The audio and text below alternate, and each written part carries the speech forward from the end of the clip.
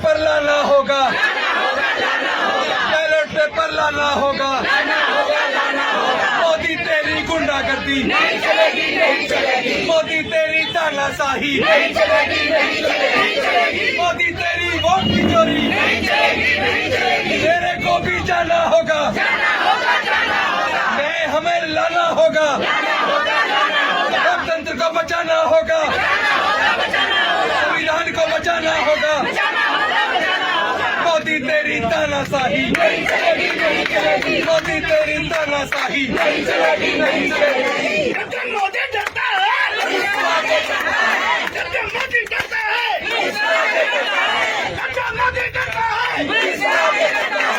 जाना होगा, ईवीएम को जाना होगा, जाना होगा, जाना होगा, बैलेट पेपर लाना होगा, लाना होगा, लाना होगा, बैलेट पेपर लाना होगा, लाना होगा, लाना होगा, ईवीएम को जाना होगा, जाना होगा, जाना होगा, ईवीएम को जाना होगा, जाना होगा, जाना होगा, बैलेट पेपर लाना होगा।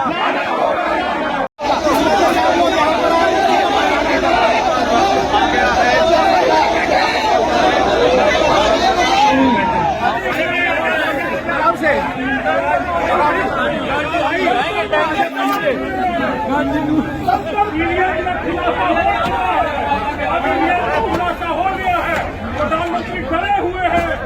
ईवीएम हटाओ, बैलेट पेपर लाओ, ईवीएम हटाओ, बैलेट पेपर लाओ, ईवीएम हटाओ, बैलेट पेपर लाओ, ईवीएम हटाओ, बैलेट पेपर। जंतर मंतर पे ईवीएम हटाओ, बैलेट पेपर वापस लाओ के लिए हम लोगों ने पुलिस से परमिशन मांगी थी कि हम इलेक्शन कमीशन को एक ज्ञापन देंगे, जंतर मंतर पे एक सभा करेंगे जिसमें ताकि हमारी वोट की जो चोरी ईवीएम के द्वारा करके सरकार जीत रही है, हम लोग चाहते हैं कि ये इलेक्शन कमीशन जिसको संविधान ने फ्री फेयर ट्रांसपेरेंट चुनाव कराने की जिम्मेदारी दी है, वो इलेक्शन कमीशन से हम ये मांग करने आए हैं कि हमें उस ईवीएम पे बिल्कुल भरोसा नहीं है। जिस ईवीएम को बनाने वाली मशीन की जो कंपनी है भारत इलेक्ट्रॉनिक्स लिमिटेड, उसके 7 इंडिपेंडेंट डायरेक्टर में से जिसके 4 डायरेक्टर भारतीय जनता पार्टी के पदाधिकारी हैं, और वो ईवीएम जिसका सोर्स कोड भी उन्हीं डायरेक्टर जो बीजेपी के बने हैं उनके पास है, और जो ईवीएम मशीन के अंदर जो रियल टाइम क्लॉक है जिसमें टाइमर लगा है और टाइम और डेट तय करके कौन सी तारीख को वोटों की चोरी करके बीजेपी को देनी है, वो उसके द्वारा चोरी की जाती है।